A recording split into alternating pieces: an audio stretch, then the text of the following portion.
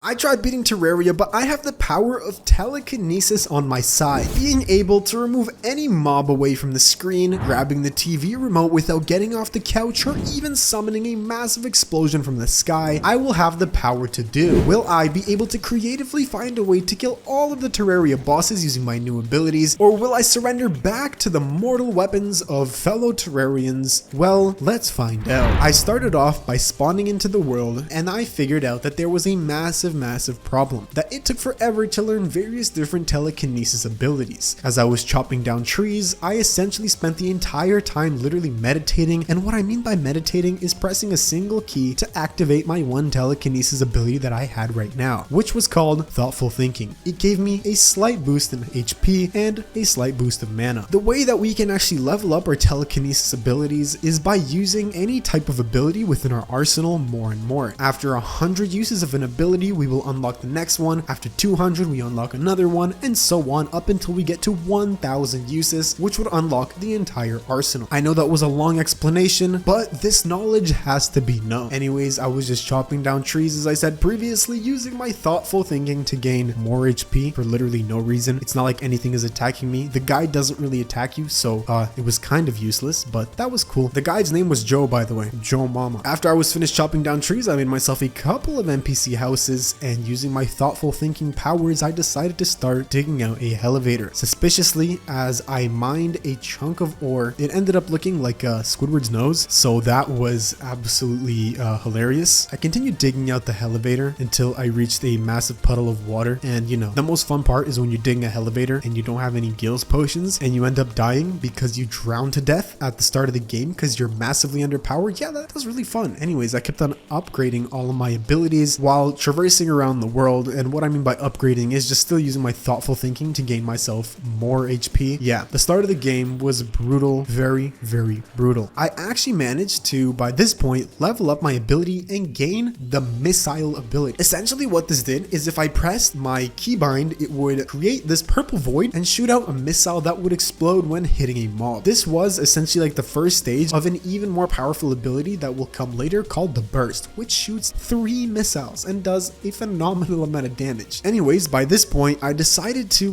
go AFK, as Boio tends to do, with the macro key on, and literally wait to gain myself as many abilities as possible. So once I came back to the PC, I actually realized that I leveled up all the way to like level 6 or 7, which I was really surprised to see. So the first ability that I tested out was the missile once again to see if it changed, and it did not do anything whatsoever. It was still the same old missile, and as I was traversing around the world, I actually selected more abilities such as the one to move, and I still didn't really know how to use that one even up until the end of the game, so that was interesting. Anyways, I played around with a couple more abilities, so like the burst, which was the triple missile, the explosion, which I previously mentioned in the intro. I tried to control mobs, and what I ended up sticking with in the end was this one powerful ability called despair. Essentially, it would give the despair debuff to anything around you, which would make any mob within your vicinity go all the way down to 1 HP, making it super easy for us to destroy them in the very end. So I went over to the jungle being kind of confident that nothing is going to kill me, and of course nothing did kill me, but I killed myself because I died to fall damage. I got myself a boomerang, got myself pumpkin armor, decided to start digging out my elevator, and I was just spamming despair the entire time to make sure nothing got within my vicinity. This was kind of powerful, I'm not gonna lie. It dealt loads of damage, but you know, we could always do better. At another point, I actually leveled up again and gained a new ability called disappear, which was probably the most powerful ability thus far, and essentially once I pressed my keybind and then pressed on a mob, they would quite literally disappear. Of course, you could not use this on bosses, as we will later come to find, but it was still regardless very powerful. I continued to work on my elevator. I went over to the jungle and tried to find myself more life crystals, as we were very low on HP. I built myself an arena once I came back to spawn, and it was daytime for the Eye of Cthulhu, which we are going to fight later, and then I went out to fight even more mobs, and then I went back into the caves to try and find even more life crystals. I managed to not really find anything, so as soon as it turned to nighttime, a blood moon actually happened, which was very not good for me, because every single mob was just trying to rush me in from every which way I could look at, which made it very difficult to fight the Eye of Cthulhu. But regardless, me being a big Squidward nose individual, I decided to summon in the eyeball and then use all of my abilities against it. I was using the unpleasant bat, which was a weapon that was a bat wing. It was pretty cool, you know, but that's kind of besides the point. And I was using another ability this entire time called the explosion. Essentially Essentially what this did is it summoned a massive explosion above us, and it would just absolutely destroy everything that was in its path. I think it dealt like 300 damage or something, so taking out the Eye of Cthulhu was actually pretty simple with this ability. I did come to find in this boss fight that you cannot use most of the abilities on bosses, so like literally the only things I could use is like Fortify, which would put the shield around the player, and then every single time the Eye of Cthulhu tried to dash into me, it would push it back. It was kind of hilarious to see this in action. But yeah, if I did this, I couldn't really deal much damage, so I just decided to use the explosion, and we ended up taking out the Eye of Cthulhu with the explosion. Once this was done, I decided to go and challenge the Eater of Worlds by chucking a couple of bombs at the orbs and using the Fortify ability, which would push away the Eater of Worlds from the player, and the explosion. We managed to deal a crazy amount of damage even though we had no good weapons and very little HP. The power of telekinesis actually helped us survive a boss that we were greatly underpowered for, so that was absolutely phenomenal. By this point, I made myself a nightmare pickaxe, went over to pick up obsidian, went to get myself some hellstone, I got myself a hellforge, and once I got everything that I needed to craft myself molten armor, I came back to spawn, and that's exactly what I did. I crafted myself a fiery greatsword, molten armor, and a molten pickaxe so we can mine up all the hard mode ores we will need for later. With my puny amount of HP, I went to go fight Skeletron, and using the explosion telekinesis power, we managed to deal some extra damage to him. We took out his hands and then took out Skeletron. As I went into his dungeon, I ended up using the despair power, and after realizing that there was really nothing that I needed from there, I just came right back to spawn. I fought the Eye of Cthulhu once more, just testing out a bunch of my abilities, and once we defeated it a couple of times, I made myself this horn that would actually help us increase or decrease spawn rates, and after this, I made a massive arena in the underworld, tried to go and find a guide voodoo demon, and once I got myself a guide voodoo doll, I bought a bunch of buff potions, went over to farm out more life crystals so I could actually get full HP, and once I had full HP, I went back down to the underworld, chucked the guide voodoo doll into the lava, and fought the wall of flesh. Using various different powers, such as our despair power to take out all of the various different minions, using the explosion to deal damage, using another power that we actually obtained very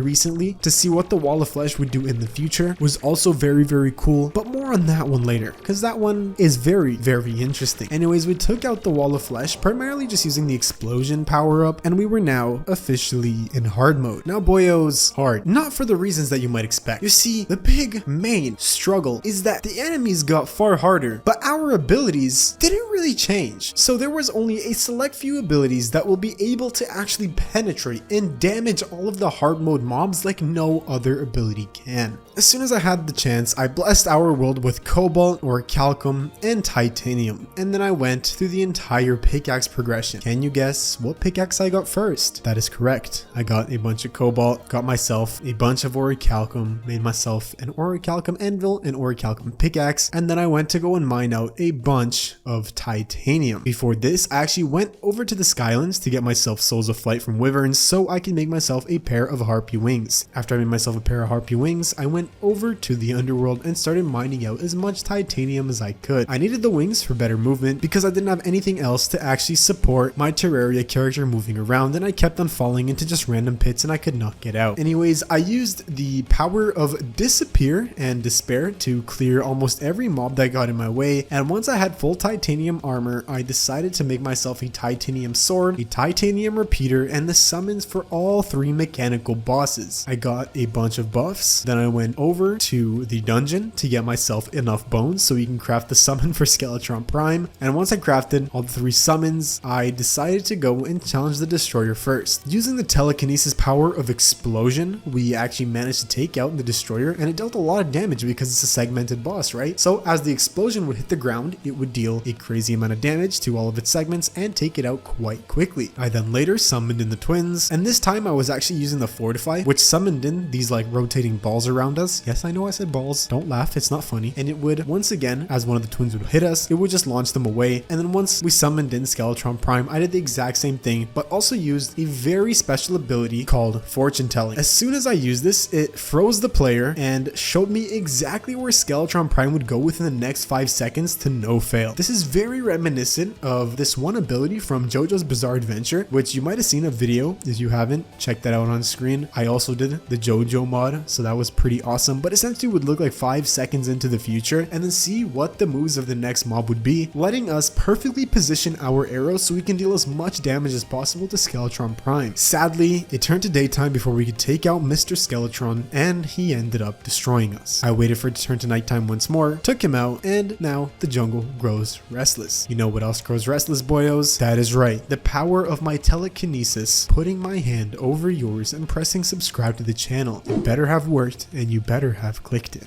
Anyways, as the jungle grows restless, that means Plantera has spawned in, or so I thought. I went over to the jungle and tried to get myself as much glorified as I could so I can craft myself turtle armor and later beetle armor, but then during this time I was also searching for Plantera's bulb, which was nearly impossible to find. To clear every mob in our path, I was using the Despair, Fortify, and Disappear combination to literally wreck everything that was in our way, and once I got enough chlorophyte, I came all the way back to spawn. I had enough turtle shells to craft myself full turtle armor, so that's exactly what I did, and then I went over to the jungle, made myself an arena for Plantera, and then summoned her in. Using the explosion, the hallowed repeater, the fortune telling ability, I got absolutely decimated. I decided to actually get a bunch of buffs, rework my arena a little bit, and then try to fight Plantera again. This time we managed to take her out without much trouble whatsoever, and then I went straight over to Golem's temple to fight Golem. We went over to Golem's temple, and this was very interesting. I could actually use the Disappear telekinesis power to press on his hands and his head to make them completely disappear with one shot. After figuring this out, I was very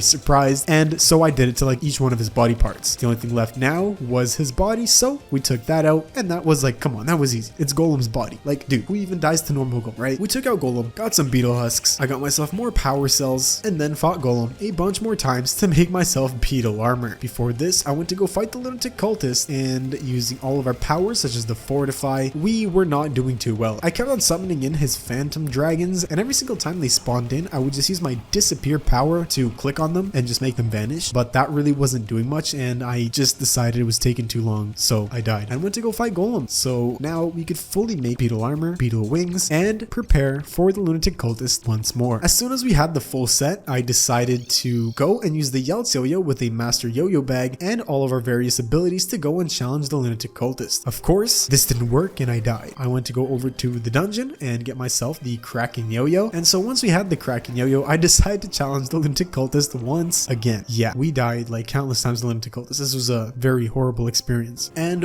once we took out the lunatic cultist, I got myself the ancient manipulator and we started the celestial pillar event. I went to go challenge the solar pillar first, and I was using the fortify ability to keep every single mob away from me, but even with this, we got absolutely destroyed. I decided to use the despair ability, which would damage every single mob to like almost no HP, and that worked fairly well. It worked very well, and we took out the solar pillar. I made myself the solar eruption as I came back to spawn, and then I went to go challenge the stardust pillar next. I used the same disappear and despair combo to take out every single mob that got in my way, and we took out the stardust pillar right after. I accidentally actually knocked it under the ground using my fortify shield telekinesis power, so that was pretty hilarious to see. I next went to go take out the vortex pillar using the same powers, and upon taking that out, I bought myself a bunch of buff potions so we were ready for Moonlord. I lastly went to go and challenge the nebula pillar. Once we took that out, the Moonlord spawned in, and I started hitting him with all, and I mean everything that I had in my arsenal. All the various different abilities. Fortify, disappear, despair. Honestly, the only thing the fortify ability was doing was just like pushing him further away from him so we couldn't hit him. That was kind of annoying, I'm not gonna lie. I was trying to use everything I could, and nothing was really helping us. All the telekinesis powers were practically useless against the Moonlord. And don't even get me started on the explosion, bro. If I use that, dude, it literally dealt like 300 damage. It's not even worth it. Anyways, I took out all 3 of the Moonlord's eyes, and I managed to actually take out his core, finishing the Moonlord with very little telekinesis powers, but hey, we actually took him out and defeated the Terraria bosses using telekinesis. Be sure to check out another video like this on screen. Drop a like on the video if you enjoyed it. Consider subscribing to the channel if you're new. This has been Boio. Peace out.